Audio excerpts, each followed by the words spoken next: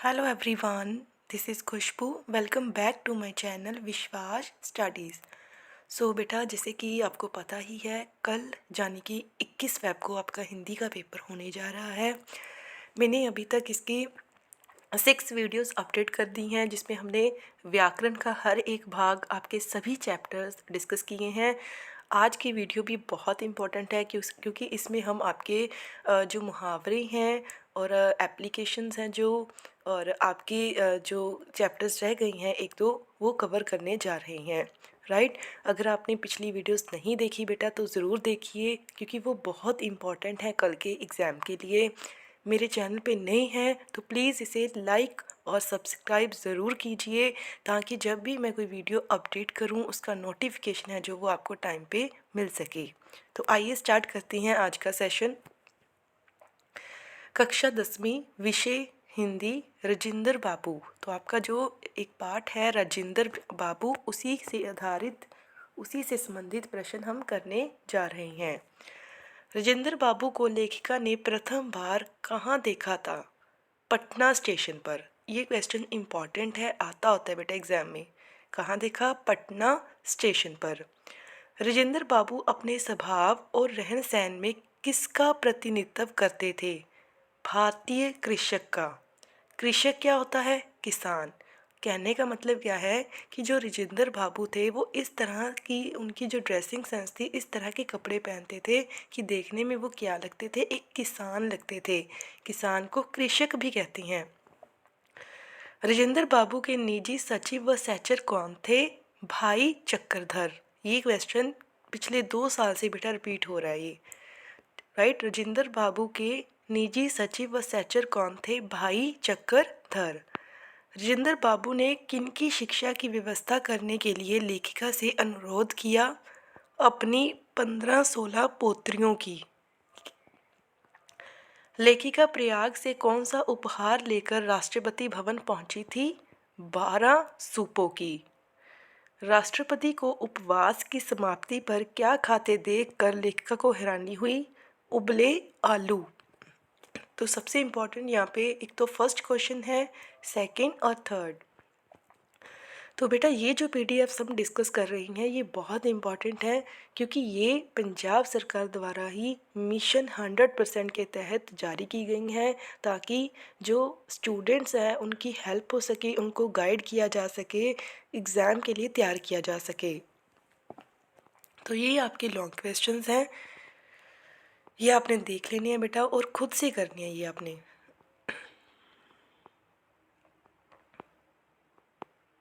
Right.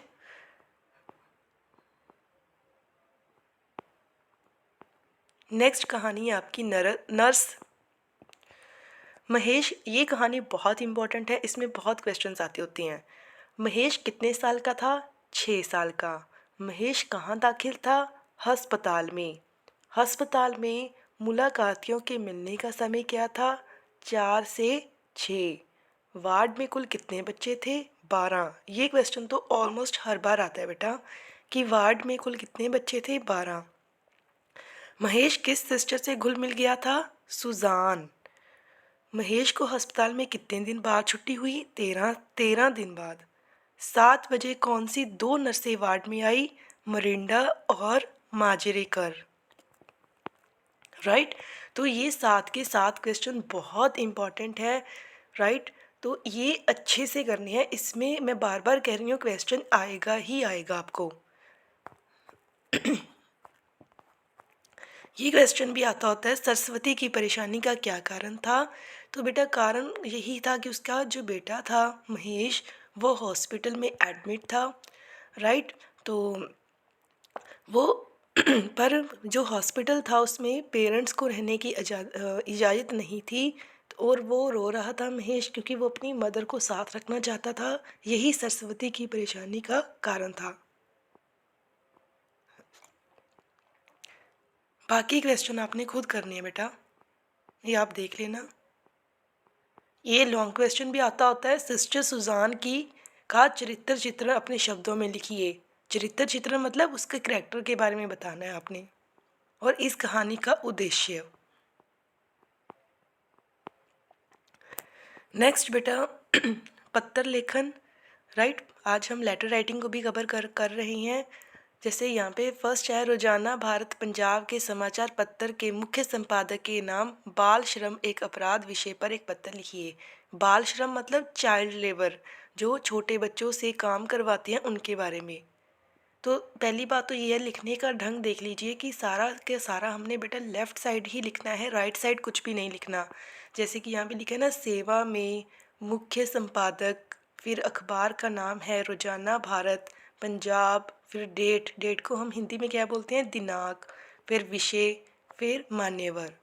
आगे आपने application लिखनी है, ठीक है। तो ये कुछ इम्पॉर्टेंट एप्लीकेशंस हैं जो एग्ज़ाम में रिपीट होती हैं, वही मैं आपको दिखा रही हूँ।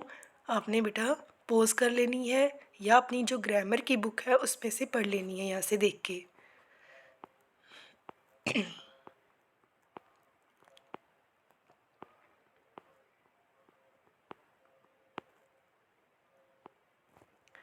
जैसे ये भी आती होती है, विषय बदलने के लिए विद्यालय के प्रधानाचार्य को पत्र लिखें।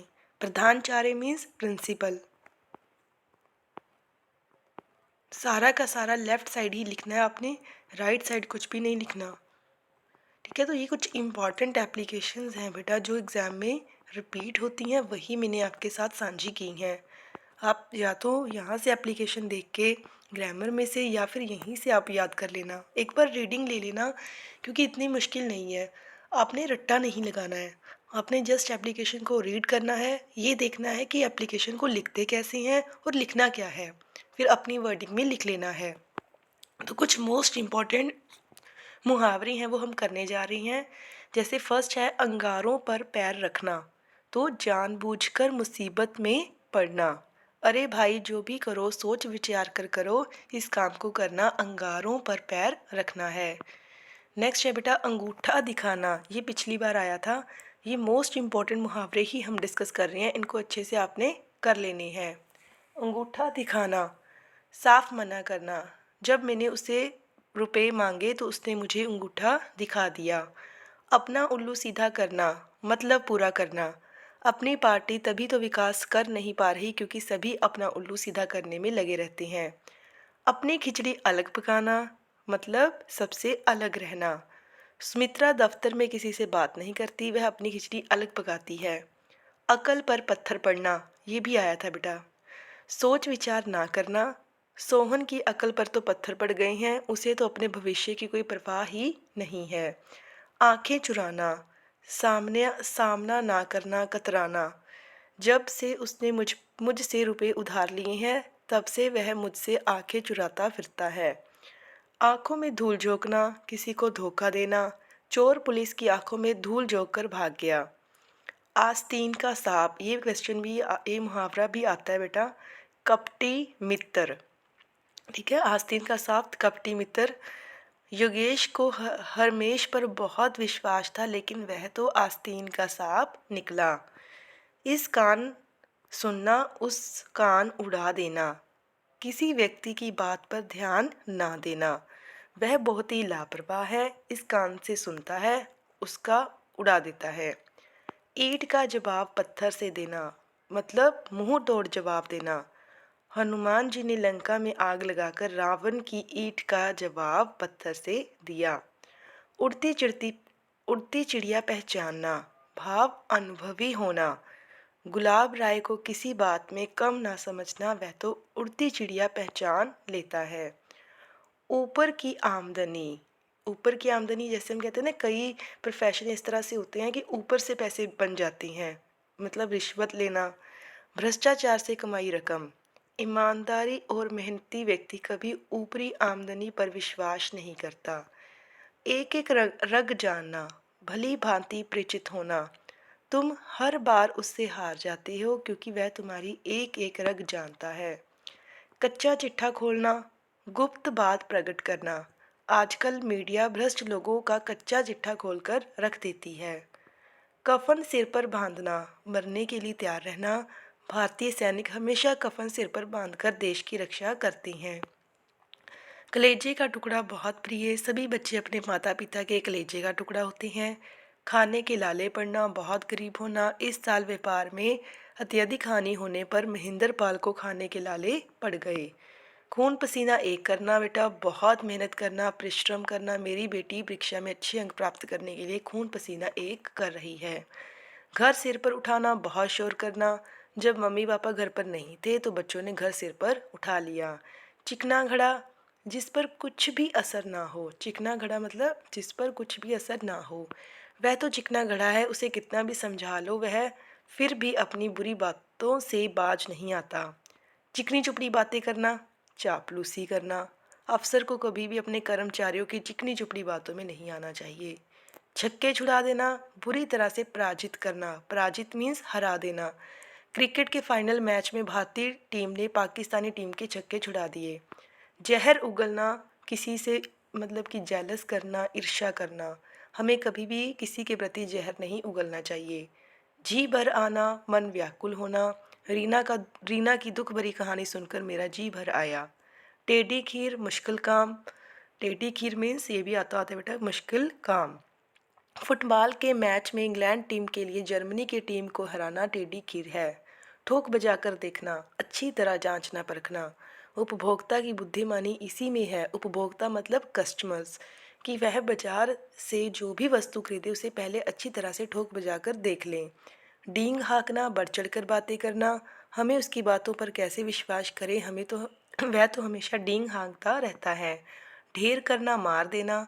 भारतीय सैनिकों ने सीमा पर 5 घुसपैठियों को ढेर कर दिया। तलवार की धार पर चलना, अब देखो तलवार की नोक पर चलना आसान काम है नहीं, तो मतलब बहुत ही कठिन परिश्रम करना, काम करना। पंडित जी द्वारा बताई गई शिक्षाओं पर चलना तलवार की धार पर चलना है। तिनके का सारा थोड़ा सा सहारा, डूबते को तिनके का सहारा भी बहुत होता है। थक कर चूर होना, अत्यधिक थक जाना। मजदूर सारा दिन मेहनत करके थक कर चूर हो जाता है, फिर भी उसे उसकी मेहनत का मूल्य नहीं मिलता। दिल्ली दूर होना, लक्ष्य की प्राप्ति में देरी होना। 5 साल पहले इस कंपनी में आया रवि मैनेजर बनने के सपने तो देख रहा है, किंतु उसके लिए भी दिल्ली दूर है। दौड़ धूप करना, अत्यधिक प्रयास करना। जिंदगी में दौड़ धूप से घबराने वालों को कभी सफलता नहीं मिलती। दूध का दूल्हा, बिल्कुल निष्पाप निर्दोष व्यक्ति। यह माना कि वह कसूरवार है, किंतु दूध के धुले तुम भी नहीं हो। तो तो बेटा ये अभ्यास के लिए कुछ और हैं, जैसे अपने पैरों पर खड़े होना, आत्मनिर्भर होना। आज के समय में नौजवानों को अपने पैरों पर खड़े होना बहुत ज़रूरी है। आँच ना आने देना, किसी तरह का नुकसान ना होने देना। माता पिता अपने बच्चों पर कभी आँच नहीं आने देते। 19-20 का अंतर होना, बहुत कम अंतर होना। राम और उसके भाई की आयु में 19-20 का अंतर है। कान में तेल डाल लेना, बात ना सुनना। मोहन को कितना भी समझाओ उस पर कोई असर नहीं होता, उसने कान में तेल डाल दिया है। गले का हार, बहुत प्यारा। हरमन अपने माता पिता के लिए गले का हार है। चैन की बंसी बजाना, सुखपूर्वक रहना। सरकारी नौकरी मिलने के बाद मोहन चैन की बंसी बजा रहा है। राइट। तो ये भी बेटा कुछ इम्पॉर्टेंट, जैसे ये जो फर्स्ट है ना, अब पहले मुहावरे किए थे, अब लोकगीतियाँ हैं ये। जैसे अपना लाल गवाए के दर दर भीख मांगे, ये पिछले साल के एग्ज़ाम में आया था। जैसे अपनी वस्तु लापरवाही से नष्ट करके दूसरों से मांगते फिरना। सोमपाल ने अपनी सारी दौलत तो जुए और लॉटरी में गंवा दी, अब लोगों से उधार लेकर गुजारा करता है। किसी ने ठीक ही कहा है, अपना लाल गवाए के दर दर भीख मांगे। ये दूसरा भी आया था, अधूरा छोड़े सो पड़ा रहे। ये दोनों फर्स्ट और सेकंड जो पिछले साल का 2023 का पेपर है उसमें आए थे बेटा। आज हम शाम को बेटा जो पिछले साल आपका हिंदी का क्वेश्चन पेपर आया था वो पूरी तरह से सॉल्व करेंगे, तब मैं ये दोनों मुहावरे आपको वहाँ पे दिखाऊंगी। जो कार्य बीच में ही छोड़ दिया जाता है वह प्राय अधूरा ही रह जाता है। सुनो, तुम जो भी काम शुरू करते हो उसे बीच में ही छोड़कर किसी दूसरे काम में लग जाते हो। क्या तुम नहीं जानते, अधूरा छोड़े सो पड़ा रहे।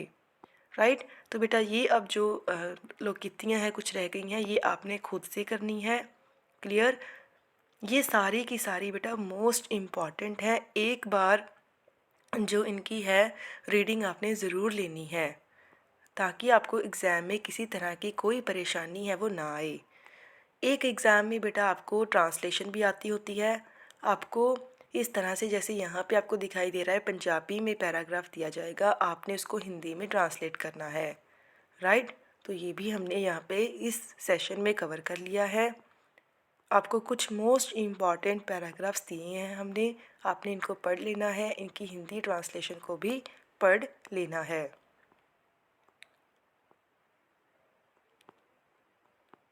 क्लियर। तो बहुत इम्पॉर्टेंट चीज़ें, बहुत ही सिर्फ 7 वीडियोस में हमने आपके हिंदी के सारे सिलेबस को बेटा कवर कर लिया है। ये वाला आया था बेटा एग्ज़ाम में, ये मोबाइल वाला आया था, ठीक है। ये मैं पढ़ के आपको सुना देती हूँ, क्योंकि ये आज हम शाम के पेपर में भी मैं आपको दिखाऊंगी। ये आया था एग्ज़ाम में। मोबाइल आज हमारी ज़िंदगी का महत्वपूर्ण हिस्सा बन गया है, फिर भी हमें इसकी बड़ी ही समझदारी से प्रयोग करना चाहिए।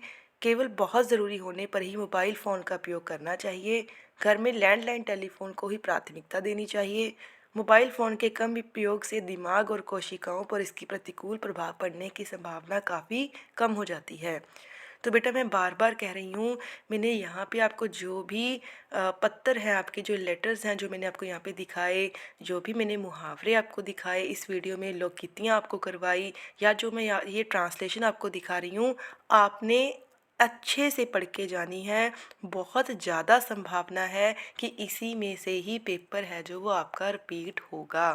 क्यों? क्योंकि बेटा ये मोस्ट इम्पॉर्टेंट क्वेश्चन है जो हर साल रिपीट होते हैं। क्लियर।